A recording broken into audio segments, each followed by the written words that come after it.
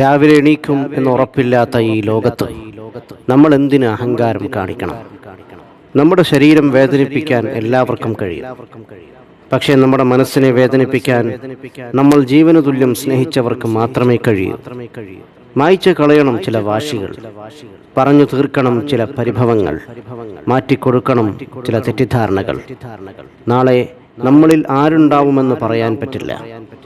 ജീവിച്ചിരിക്കുമ്പോൾ എത്ര വലിയ വീട് വച്ചാലും, എത്ര വലിയ വാഹനങ്ങൾ സ്വന്തമാക്കിയാലും, എത്ര ബാങ്ക് ബാലൻസ് ഉണ്ടാക്കിയാലും കല്ലറകളുടെ വലിപ്പം തുല്യമായിരിക്കും. എളിമയോട് ജീവിക്കുക, പരസ്പരം സഹായിക്കുക, സ്നേഹം പകുത്തു നൽകുക. പഞ്ചസാരക്കും ഉപ്പിനും ഒരേ നിറമാണ്, പക്ഷേ രണ്ടിൻ്റെയും രുചി വളരെ വ്യത്യസ്തമാണ്. അതുപോലെയാണ് ചില സുഹൃത്ത് ബന്ധങ്ങളും. സ്നേഹിക്കാനൊരു മനസ്സുണ്ടെങ്കിൽ പിന്നെ കുറവുകൾക്കൊന്നും അവിടെ സ്ഥാനമില്ല. കുറവുകൾ അറിഞ്ഞു സ്നേഹിക്കുമ്പോഴാണ് സ്നേഹം യാഥാർത്ഥ്യമാവുന്നത്. കൂര ചെറുതാണെങ്കിലും അതിനുള്ളിൽ സമാധാനമുണ്ടെങ്കിൽ അത് കൊട്ടാരത്തെക്കാൾ വലുതാണ്. നമ്മളെക്കാൾ ഉയരത്തിലുള്ളവരെ നോക്കുമ്പോൾ നമുക്ക് വിഷമവും ദുഃഖവും തോന്നാം. നമ്മളെക്കാൾ താഴെയുള്ളവരെ ഒന്ന് നോക്കൂ, അപ്പോൾ മനസ്സിലാകും നാം എത്ര ഉയരത്തിലാണെന്ന്. ഉറങ്ങാൻ കിടക്കുമ്പോൾ എല്ലാവർക്കും മാപ്പ് കൊടുക്കുക. ശുദ്ധ മനസ്സോടെ ഉറങ്ങാൻ ശ്രമിക്കുക. സ്നേഹം ചെറുപ്പത്തിൽ സൗജന്യമായി ലഭിക്കുന്നു. യൗവനത്തിൽ അതിനായി അധ്വാനിക്കേണ്ടി വരുന്നു.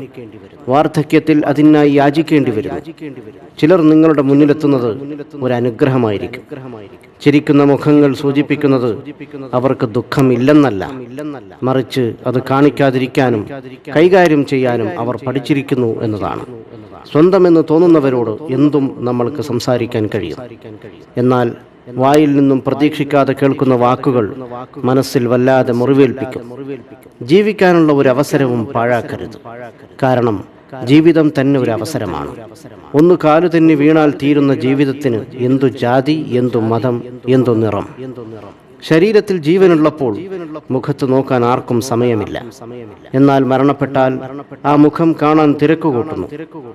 ഓർക്കുക, ജീവൻ പിരിഞ്ഞിട്ട് മുഖത്ത് നോക്കുന്നതിനേക്കാൾ നല്ലത് ജീവിച്ചിരിക്കുമ്പോൾ നിറമനസ്സോടെ മറ്റുള്ളവരുടെ മുഖത്ത് നോക്കി പുഞ്ചിരിക്കുന്നതാണ്. അനുഭവത്തെക്കാൾ വലിയൊരു പാഠവും ജീവിതത്തെക്കാൾ വലിയൊരു വിദ്യാലയവും ഈ ഭൂമിയിലില്ല. ഒന്നോർക്കുക, പാവപ്പെട്ടവനും പണക്കാരനും 6 അടി മണ്ണ് മാത്രം.